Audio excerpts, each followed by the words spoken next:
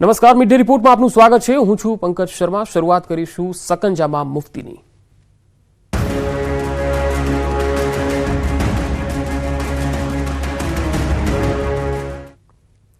જૂનાગઢમાં ભડકાઉ ભાષણોના આરોપમાં મૌલાના મુફ્તી સલમાન અઝહરીની ધરપકડ કરી લેવામાં આવી છે। ગુજરાત એટીએસે મૌલાનાની મુંબઈના ઘાટકોપરથી ધરપકડ કરી છે। ગુજરાત એટીએસને 2 દિવસના ટ્રાન્ઝિટ રિમાન્ડ મળતા મૌલાનાને મુંબઈથી અમદાવાદ લઈ આવી છે। મુફ્તી સલમાન અઝહરીને આવતીકાલે જૂનાગઢની કોર્ટમાં રજૂ કરવામાં આવશે। જૂનાગઢમાં આયોજિત એક સભામાં મૌલાનાએ ભડકાઉ ભાષણ આપીને સનાતનના વિરોધમાં ઝેર ઓક્યું હતું, જેને લઈ પોલીસે ખુદ ફરિયાદી બનીને ગુનો નોંધ્યો હતો। અઝહરી સહિત 3 લોકો વિરુદ્ધ જૂનાગઢ બી ડિવિઝનમાં ફરિયાદ નોંધાઈ હતી। મૌલાના સામે આઈપીસીની કલમ 153B અને 505(2) અંતર્ગત કેસ દાખલ કરી કાર્યવાહી કરવામાં આવી છે। 153B અંતર્ગત ધાર્મિક સમૂહો વચ્ચે દુશ્મની વધારવાનો ગુનો પણ દાખલ કરાયો છે।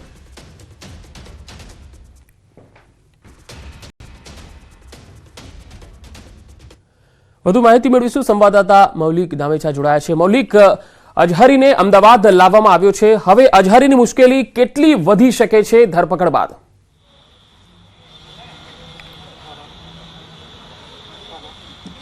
ચોક્કસ અત્યારે હાલની વિગતની વાત કરું તો જે રીતે 31 જાન્યુઆરીના રોજ મૌલાના સહિત અન્ય 2 વ્યક્તિઓ એટલે કે કુલ 3 વ્યક્તિઓ સામે ફરિયાદ જે દાખલ કરવામાં આવી હતી, જૂનાગઢના બી ડિવિઝન પોલીસ સ્ટેશનમાં ફરિયાદ દાખલ કરવામાં આવી છે। 2 કોમ વચ્ચે જૂથ વચ્ચે વયમનસ્ય ફેલાવવામાં અને જે ભાષણબાજી કરી હતી તે ભાષણબાજી મામલે આ જે ફરિયાદ છે તે દાખલ કરવામાં આવી હતી અને ત્યારબાદ ગુજરાત એટીએસની ટીમને ચોક્કસ માહિતી મળતા જ તે મુંબઈ પહોંચી હતી। મુંબઈની ટીમ જે છે ત્યાં આગળ ચોક્કસ બાતમી આધારે ઘાટકોપરમાંથી મૌલાનાની ધરપકડ કરવામાં આવી છે। ત્યાં ટ્રાન્ઝિટ રિમાન્ડ પણ મેળવ્યા છે। જોકે તેની કસ્ટડી મેળવવા માટે આ ટ્રાન્ઝિટ રિમાન્ડ મેળવી અત્યારે હાલ તેને ગુજરાત એટીએસ ખાતે લાવવામાં આવે છે। ગુજરાત એટીએસ ખાતે લાવવા પાછળનું કારણ માત્ર એ છે કે ક્યાંક ને ક્યાંક છેલ્લા ઘણા સમયથી ગુજરાત એટીએસની એક ટીમ આ મૌલાના સાથે હતી અને હવે બીજી ટીમ જે છે તે તેને જૂનાગઢ લઈ જવા માટે રવાના થશે। ત્યારબાદ આવતીકાલે સવારે મૌલાનાને કોર્ટ સમક્ષ રજૂ કરવામાં આવશે અને વધુ પૂછપરછ કરવા માટે રિમાન્ડની માંગણી પણ કોર્ટ સમક્ષ કરવામાં આવશે અને ત્યારબાદ નવા ચોંકાવનારા ખુલાસાઓ પણ થઈ શકે છે। અન્ય 2 નામોની વાત કરું તો જે રીતે અન્ય 2 આરોપીઓ જે છે, એક છે અજીમ ઓડેદરા અને મોહમ્મદ યુસુફ મલિક, આ બંને વ્યક્તિઓની શું રોલ હતો, સાથે સાથે મૌલાના સલમાન અઝહરીનો શું રોલ હતો, આ તમામ બાબતોની પૂછપરછ કરવા માટે તેના રિમાન્ડની માંગણી જરૂરી છે અને તેના જ માટે જૂનાગઢ કોર્ટમાં આ ત્રણેય આરોપીઓને પકડ્યા બાદ કોર્ટ સમક્ષ રજૂ કરવામાં આવશે। એક આરોપી જ્યારે પકડાઈ ગયો છે ત્યારે તેની તમામ વિગતો પૂછપરછ કરવા માટે હવે મૌલાનાને અહીંથી જૂનાગઢ તરફ લઈ જવા રવાના કરવામાં આવશે। અડધો 1 કલાક જેટલો સમય જે છે તે અહીંયા આગળ ફ્રેશ થવા માટે રાખવામાં આવ્યા છે, પરંતુ ત્યારબાદ અન્ય એક ટીમ જે છે ગુજરાત એટીએસની ટીમ અને જૂનાગઢ એલસીબીની ટીમ તે અહીંથી રવાના થશે અને જૂનાગઢ પહોંચશે। જી મૌલિક, આભાર માહિતી આપવા માટે। તો મૌલાનાને અમદાવાદ લાવવામાં આવ્યો છે ને હવે અહીંથી તેમને જૂનાગઢ લઈ જવાશે। આવતીકાલે જૂનાગઢની કોર્ટમાં તેને રજૂ કરાશે। ભડકાઉ ભાષણ આપવાનો આ મામલો છે, જેને લઈને તેની સામે એક્શન લેવામાં આવ્યું છે। અલગ અલગ કલમો હેઠળ ગુનો દાખલ કરાયો છે। જૂનાગઢમાં આ નિવેદન તેમણે આપ્યું હતું।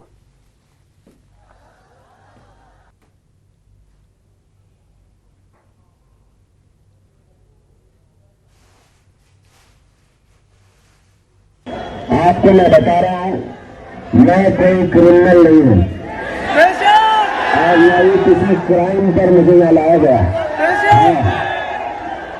मेरी तकरीर के मुताबिक जो तहकीकात इनको करनी है वो कर रहे हैं।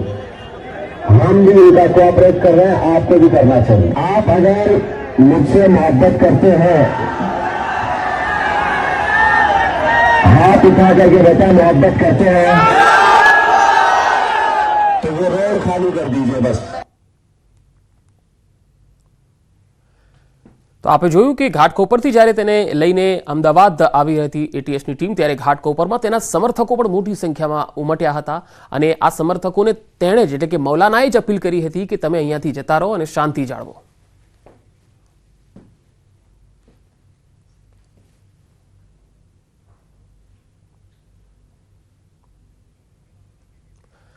તો ભડકાઉ ભાષણ મામલે ખેડાવાલાનું નિવેદન। ઇમરાન ખેડાવાલાએ ઘટનાને વખોડી છે। જવાબદારીપૂર્વક નિવેદન આપવું જોઈએ તેવું પણ તેમણે કહ્યું છે। તો આ મૌલાનાનું જે ભડકાઉ ભાષણ જૂનાગઢમાં આવ્યું તે મામલે હવે ઇમરાન ખેડાવાલાએ પણ નિવેદન આપ્યું। જૂનાગઢના અંદર કોઈ એક ધાર્મિક સભા હતી ત્યાં મૌલાના તરફથી જે સ્ટેટમેન્ટ જાહેર જ્યાં સ્થળ પર જે કહેવામાં આવ્યું તેને હું વખોડું છું કે ગુજરાતના અંદર અને દેશના અંદર જ્યારે એકતા ભાઈચારાથી લોકો રહેતા હોય ત્યારે આપણે સૌને જવાબદારીપૂર્વક કોઈ પણ સ્ટેટમેન્ટ કોઈ પણ ધર્મનો હોય એ વ્યક્તિ ચાહે મૌલાના હોય કે કોઈ પંડિત હોય કે કોઈ મહારાજ હોય તેમણે પણ કોઈ પણ આવા જાતના સ્ટેટમેન્ટ ના કરવા જોઈએ જેથી કરીને દેશની શાંતિ કે ગુજરાતની શાંતિ કોઈ દોડવાનો પ્રયાસ કરે. જે ગઈકાલે જે બનાવ બન્યો છે અને જે મૌલાનાના જે સ્ટેટમેન્ટ છે એને પણ હું સખત શબ્દોમાં વખોડું છું અને દેશમાં શાંતિ સલામતી રહે, એકતા રહે, ભાઈચારો રહે, તમામ હિન્દુ મુસ્લિમ સમાજના લોકો સાથે મળીને હળી મળીને રહે એ તમામ લોકોની જવાબદારી છે. ત્યારે ધાર્મિક નેતા કોઈ પણ હોય એને આવા સ્ટેટમેન્ટ આપવા નહીં જોઈએ. તો ડાકોર આશ્રમના મહામંડલેશ્વર દંડી સ્વામી વિજયદાસજી મહારાજે પણ પ્રતિક્રિયા આપી, મૌલાના સામે રોષ વ્યક્ત કર્યો. તેમણે કહ્યું આવા લોકોને ફાંસીની સજા આપવી જોઈએ, મૌલાના જેવા લોકોને દેશની બહાર મોકલી દેવા જોઈએ.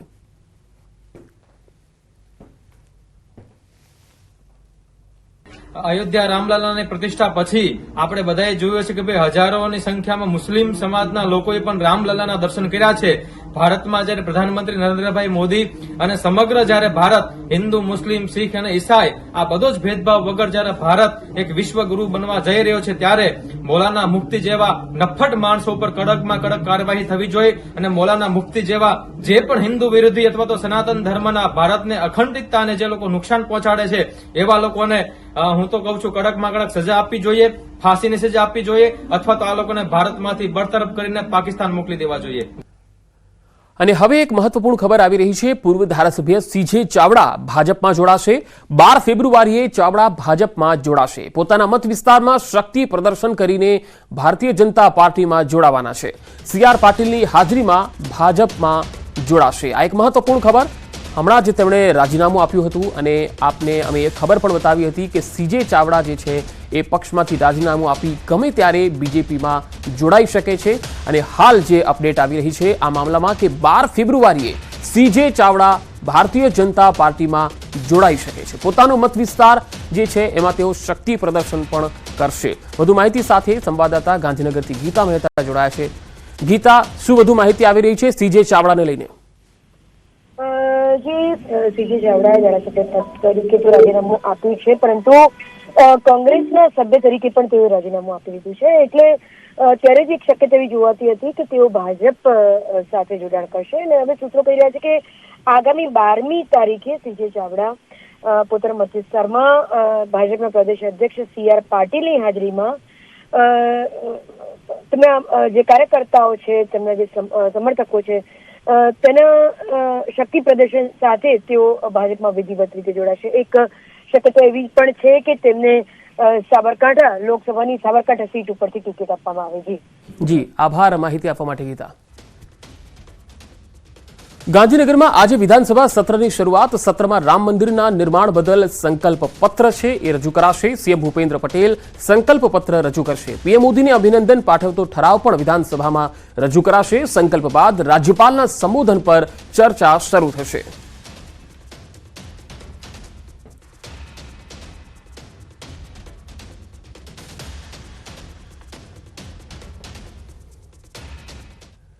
ડાકોરથી એક સમાચાર આવી રહ્યા છે. ડાકોરમાં મારામારીની ઘટના CCTVમાં કેદ થઈ. દર્શને આવેલા પરિવારે મારામારી કરી મંદિરના કર્મચારી પર હુમલો કર્યો. મહિલાઓની લાઇનમાં પુરુષ દર્શન કરવા જતા કર્મચારીએ રોકતા મામલો બીચક્યો હતો. અંતે પરિવારે કર્મચારીની માફી માંગતા પોતાની ભૂલ કબૂલી. સમગ્ર મામલે કર્મચારીએ રહેમ નજર રાખી ન નોંધાવી ફરિયાદ. તો દર્શને આવેલા પરિવારે મારામારી કરી. જોકે અહીંયા માફી માંગી લેતા ફરિયાદ થઈ ન હતી. તસવીરોમાં જોઈ શકાય છે મહિલાઓની લાઇનમાં પુરુષ દર્શન કરવા જતા કર્મચારીએ તેને રોક્યો હતો અને મામલો વધુ ઉગ્ર બની ગયો. જોકે પરિવારે કર્મચારીની માફી માંગી લીધી અને પોતાની ભૂલ સ્વીકારી લીધી. કર્મચારીએ રહેમ નજર રાખીને ફરિયાદ નહોતી નોંધાવી. વડોદરામાં હરણી બોટકાંડ મામલે FSL રિપોર્ટ આવી ગયો. લાંબા સમય બાદ FSLનો રિપોર્ટ આવ્યો. આ રિપોર્ટમાં બોટ પલટી હોવાનું કારણ દર્શાવાયું છે. ક્ષમતા કરતા વધારે લોકોને બેસાડતા બોટ પલટી હોવાનો રિપોર્ટ રજૂ થયો છે.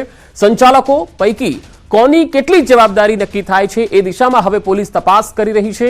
પોલીસ દ્વારા નિવેદન અને આરોપીઓની મિલકતોનું પણ સર્વે જારી છે.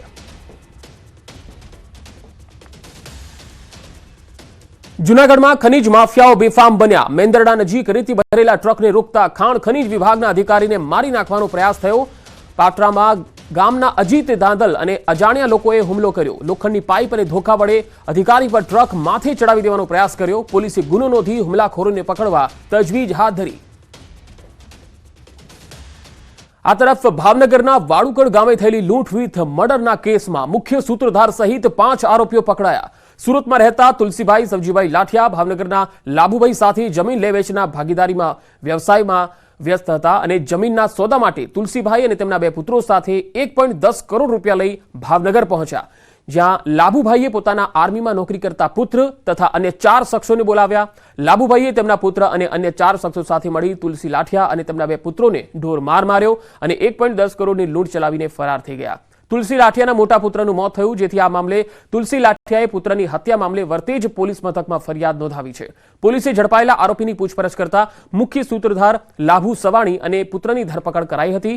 વર્તેજ પોલીસે તમામ 5 આરોપીઓને કોર્ટમાં રજૂ કરી 5 દિવસના રિમાન્ડ મેળવી તપાસ હાથ ધરી.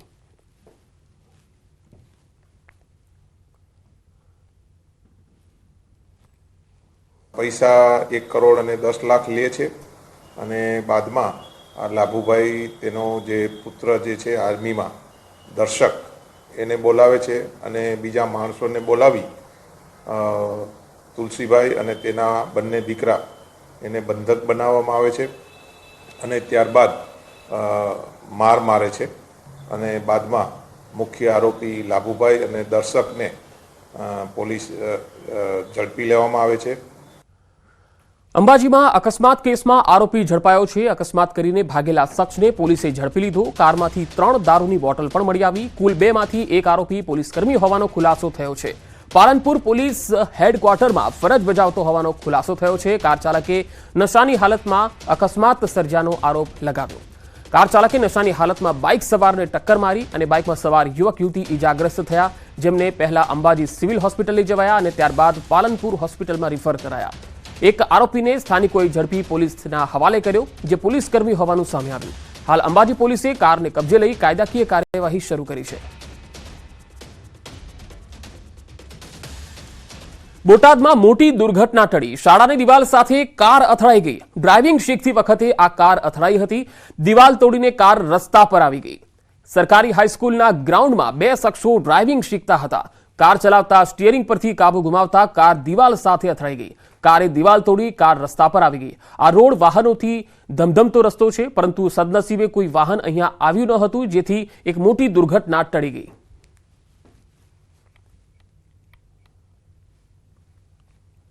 એક તરફ ડુંગળીના ભાવ ખેડૂતોને નથી મળી રહ્યા અને બીજી તરફ ગોંડલ માર્કેટ યાર્ડમાં મરચાની મબલક આવક થઈ.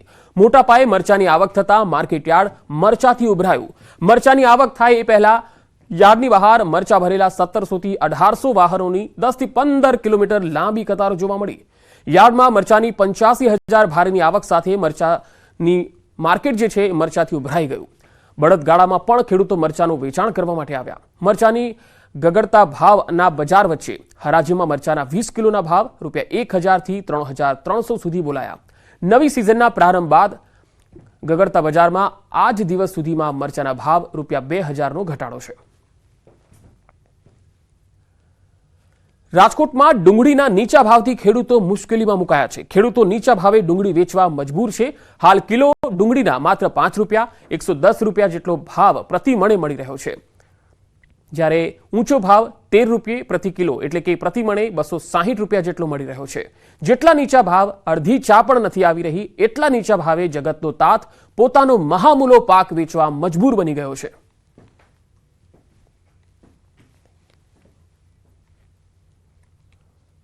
ભાવ જ નથી તો ગમે રીતે આ માલ રીએ ને વેચવો તો પડે. ડુંગળી સમજી ગયા તો અહીંયા લઈ આવી તો અહીંયા ₹200 આવે ભાવ, તો આમાં મણના ₹200 આવે 20 કિલોના. તો આમાં પૈસા તૂટે બરાબર. ઘરના પૈસા નાખવા પડે મજૂરીમાં ને હંધું કરવામાં. ખેડૂત હેરાન છે. આવા ₹200, ₹10, ₹8 ભાવે જાય અત્યારના શું વેચવાનો ખર્ચ ગણવો, શું ભાડું ગણવું, શું પીછી ગણવી, શું ખેડૂતની મહેનત. સરકારે આની સામે જોવું જોઈએ અને પગલાં લઈને સબસિડી આપવી જોઈએ. સુરેન્દ્રનગર પંથકમાં કેનાલના પાણીએ અગરિયાઓને પાયમાલ કર્યા. સુરેન્દ્રનગર જિલ્લાના ખારા ઘોડાના રણમાં નર્મદાનું પાણી ફરી વળતા અગરિયાઓને મોટા પાયે નુકસાન થયું. મીઠાના પાટામાં પાણી ફરી વળતા મોટા પ્રમાણમાં નુકસાન થયું. છેલ્લા 10 વર્ષ કરતાં વધુ સમયથી દર વર્ષે નર્મદાના પાણી રણમાં ફરી વળતા મીઠાના અગરમાં ફરી વળે છે, છતાં નુકસાન પણ જાય છે. જોકે નર્મદા તંત્ર દ્વારા આ મામલે કોઈ જ કાર્યવાહી થતી નથી. વારંવાર અગરિયાઓની મહેનત પર પાણી ફરી વળે છે અને તંત્ર સામે અગરિયાઓનો રોષ જોવા મળે છે. ખારા ઘોડાના રણમાં અગરિયાઓ કાળી મજૂરી કરી સફેદ મીઠું પકવે છે, પરંતુ છેલ્લા 10 વર્ષથી વારંવાર નર્મદા કેનાલના ઓવરફ્લો પાણી મીઠાના અગરોમાં ફરી વળે છે અને ભારે નુકસાન થાય છે. આ વર્ષે પણ નર્મદાના પાણી ખારા ઘોડા રણમાં ફરી વળ્યા. આ તસવીરો જુઓ. અંદાજે 40 કિલોમીટર વિસ્તારમાં પાણી ફરી વળતા 200થી પણ વધુ અગરોને નુકસાન પહોંચ્યું છે. ખારા ઘોડા રણમાં આવેલ દેગામ, સબલાસ, હિંમતપુરા, સોની, કૃષ્ણા, રામદસાડા, ડીવીએસ અંબિકા સહિતના સહકારી મંડળીના મીઠા પાટામાં નર્મદાનું પાણી ફરી વળ્યું છે. રૂપેણ નદી, પાટડી, અજીતગઢ અને ખારાઘોડા અને પીપળીના વોકળામાંથી નર્મદાનું પાણી વેડફાઈને રણોમાં જઈ રહ્યું છે. આ વર્ષે પણ મોટા પ્રમાણમાં નર્મદાનું પાણી રણમાં ફરી વળવા છતાં નર્મદા વિભાગ દ્વારા આ મામલે કોઈ જ કાર્યવાહી થઈ નથી.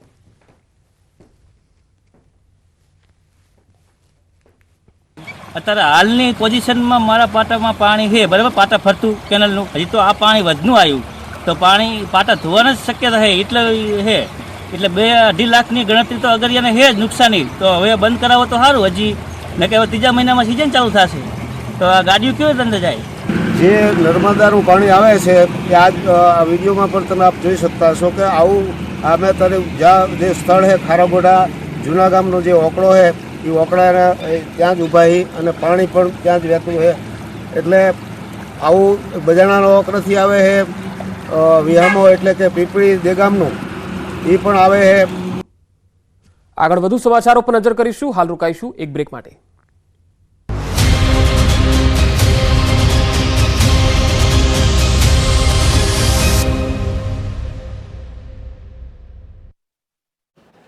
ટ્રેક ઓળંગતા જોવા મળ્યા. શોર્ટકટ લેવાના ચક્કરમાં રેલવે ટ્રેક ઓળંગી જીવ મૂકી રહ્યા છે જોખમમાં. આરપીએફ અધિકારીઓ શાળાઓમાં જઈ વિદ્યાર્થીઓને કરી રહ્યા છે જાગૃત.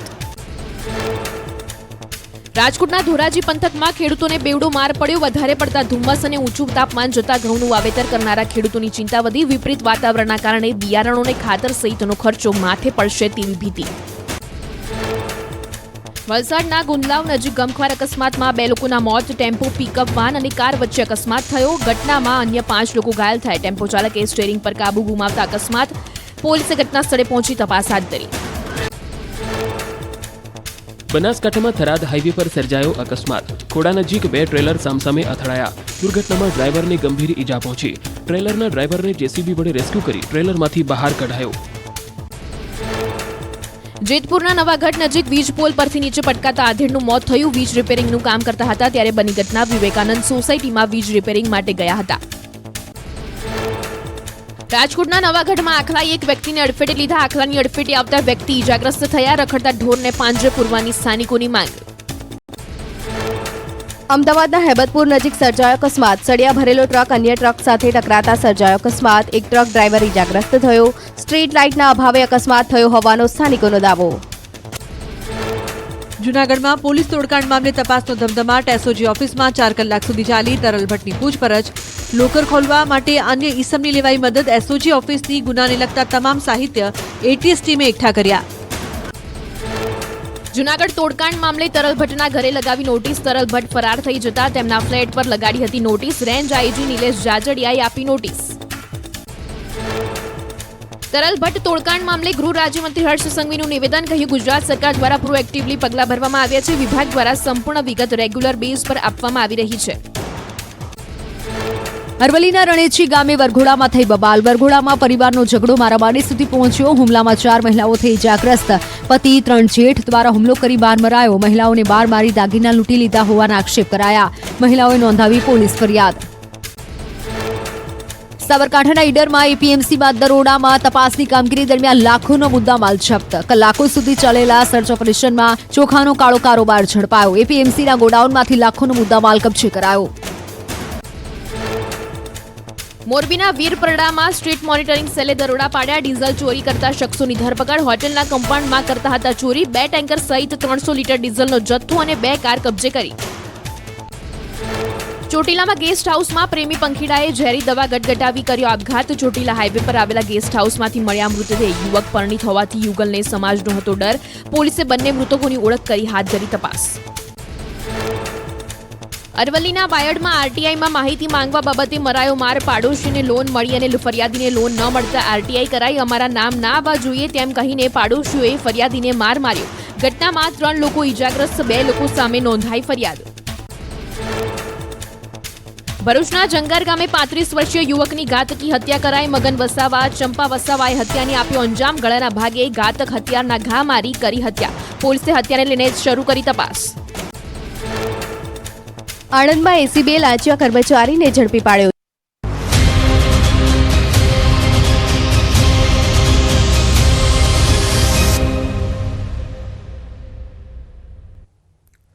બ્રેક બાદ સમાચારોમાં આગળ વધીએ. બનાસકાંઠા જિલ્લાના સરહદીય વિસ્તારમાં આવેલ નર્મદા કેનાલમાં ગાબડા પડવાનો સિલસિલો હજુ પણ જારી છે. આ તસવીરો જુઓ.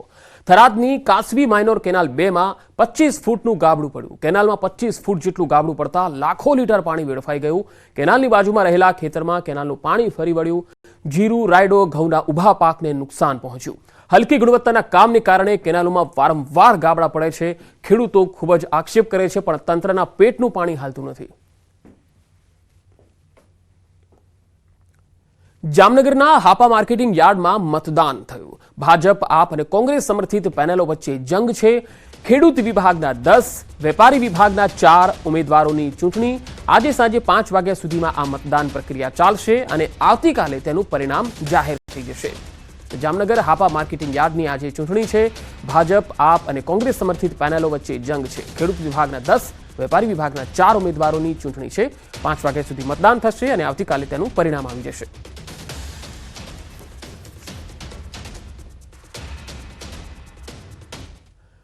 આપ નેતા ચૈતર વસાવાએ નિવેદન આપ્યું. રામ મંદિરના અભિનંદન પ્રસ્તાવને આપનું સમર્થન, પ્રાણ પ્રતિષ્ઠાને અમે વધાવીએ છીએ તેવું તેમણે કહ્યું છે. આમ આદમી પાર્ટીના નેતા ચૈતર વસાવાએ આ નિવેદન આપ્યું. રામ મંદિરના અભિનંદન પ્રસ્તાવને આમ આદમી પાર્ટીનું સમર્થન, પ્રાણ પ્રતિષ્ઠાને અમે વધાવીએ છીએ તેવું તેમણે કહ્યું.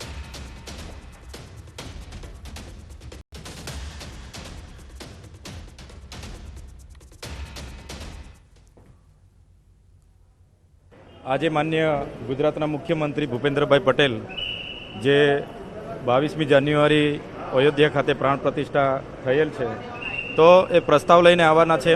અમારા આમ આદમી પાર્ટીના તમામ ધારાસભ્યોનું સમર્થન છે અને જે ઘણા વર્ષોથી એક વિવાદ હતો, એ વિવાદને નામદાર સુપ્રીમ કોર્ટ દ્વારા જજમેન્ટ આપીને એનું જ્યારે નિવારણ લાવ્યા છે અને એની પ્રાણ પ્રતિષ્ઠા પણ થઈ છે, ત્યારે એને અમે વધાવી લઈએ છીએ અને જે આજે પ્રસ્તાવ લઈને આવે છે એને પણ અમારું પૂરેપૂરું સમર્થન છે.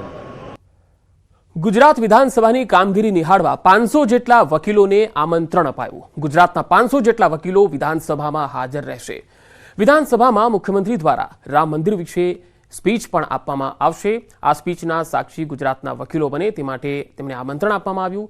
રાજ્ય સરકાર દ્વારા વકીલો માટે અનેક યોજનાઓ ફાળવવામાં આવી છે, ત્યારે ગુજરાતના વકીલો માટે વેલફેરને લઈ કેટલીક સ્કીમો પણ સરકારે મૂકી છે. ગુજરાતના વકીલોને વધુમાં વધુ અનુદાન મળે તેવા પ્રયત્નો પણ વકીલો દ્વારા કરાશે. કે આ પળના સાક્ષી ગુજરાતના તમામ વકીલો બને, એટલે જ્યારે મુખ્યમંત્રી સાહેબનું ભાષણ ગૃહની અંદર હશે ત્યારે ગુજરાતના વકીલો ગેલેરી અંદર બેસી આ ભાષણના સાક્ષી બનશે. પીએમ મોદી કરશે લોકસભામાં સંબોધન. ભાજપના તમામ સાંસદોને હાજર રહેવા માટે નિર્દેશ કર્યા છે. આજે સાંજે લોકસભામાં તેઓ સંબોધન કરશે. રાષ્ટ્રપતિના અભિભાષણ પર સંસદમાં જવાબ આપશે. પ્રધાનમંત્રી નરેન્દ્ર મોદી આજે લોકસભામાં સંબોધન કરશે. ભાજપના તમામ સાંસદોને હાજર રહેવા માટે નિર્દેશ કરી દેવાયા છે. આજે સાંજે લોકસભામાં તેઓ સંબોધન કરશે. રાષ્ટ્રપતિના અભિભાષણ પર સંસદમાં જવાબ આપશે.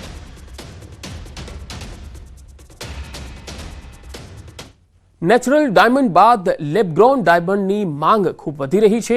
નેચરલ ડાયમંડ મોંઘા હોવાથી લોકો લેબગ્રોન ડાયમંડને પસંદ કરી રહ્યા છે. હાલ ડાયમંડ ઇન્ડસ્ટ્રીઝને લેબગ્રોન થકી 35% વેપાર મળે છે. ભવિષ્યમાં આ વેપાર 50%એ પહોંચવાની શક્યતા છે. ડિસેમ્બર 2022ની તુલનામાં ડિસેમ્બર 2023માં ડાયમંડનું એક્સપોર્ટ 162% વધ્યું છે. યુએસએ, દુબઈ સહિત યુરોપ, અમેરિકામાં પણ રફ લેબગ્રોનની ડિમાન્ડ વધી છે.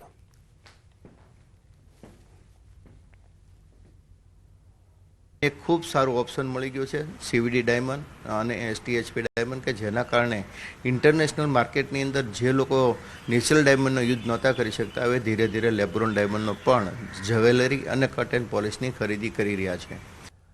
સુરતમાં વિદ્યાર્થીના અંગદાનથી 4 લોકોને નવજીવન મળ્યું. રેલવે કોલોનીમાં રહેતો 17 વર્ષીય વિદ્યાર્થી પરીક્ષા આપવા જતો હતો. તે દરમિયાન અકસ્માત થતા તબીબોએ બ્રેઇન ડેડ જાહેર કર્યો હતો. જીવનદીપ ઓર્ગન ડોનેશન ફાઉન્ડેશને અંગદાનનું મહત્વ સમજાવ્યું અને ત્યારબાદ પરિવારે દીકરાનું અંગદાન કરવા માટે સહકાર આપ્યો. પરિવારે દીકરાના હૃદય, લીવર અને બંને કિડનીનું દાન કર્યું હતું. મહેસાણાના વાડીનાથ તરભમાં યોજાશે ભવ્ય મહોત્સવ. વાડીનાથ મહાદેવની કરાશે પ્રાણ પ્રતિષ્ઠા. 16 ફેબ્રુઆરીથી 22 ફેબ્રુઆરી સુધી યોજાશે પ્રાણ પ્રતિષ્ઠા મહોત્સવ. 22 ફેબ્રુઆરીએ પીએમ મોદી પ્રાણ પ્રતિષ્ઠામાં ઉપસ્થિત રહેશે. પીએમ મોદીના હસ્તે કરાશે વાડીનાથ મહાદેવની પ્રાણ પ્રતિષ્ઠા. તો કેન્દ્રીય ગૃહમંત્રી અમિતભાઈ શાહ, આનંદીબેન પટેલ સહિત રાજકીય આગેવાનો પણ ઉપસ્થિત રહી શકે છે. સાથે જ ભારતના મહામંડલેશ્વરો સહિત સંતો મહંતોની પણ વિશેષ ઉપસ્થિતિ રહેશે. તદુપરાંત 16 થી 22 ફેબ્રુઆરી સુધી વિવિધ ધાર્મિક કાર્યક્રમોનું પણ આયોજન કરાયું છે. દૈનિક 3 લાખ લોકો ઉત્સવમાં દર્શનનો લાભ લેશે, જ્યારે પ્રાણ પ્રતિષ્ઠાના દિવસે 5 લાખથી વધુ ભક્તો દર્શનાર્થે ઉમટે તેવી શક્યતા છે.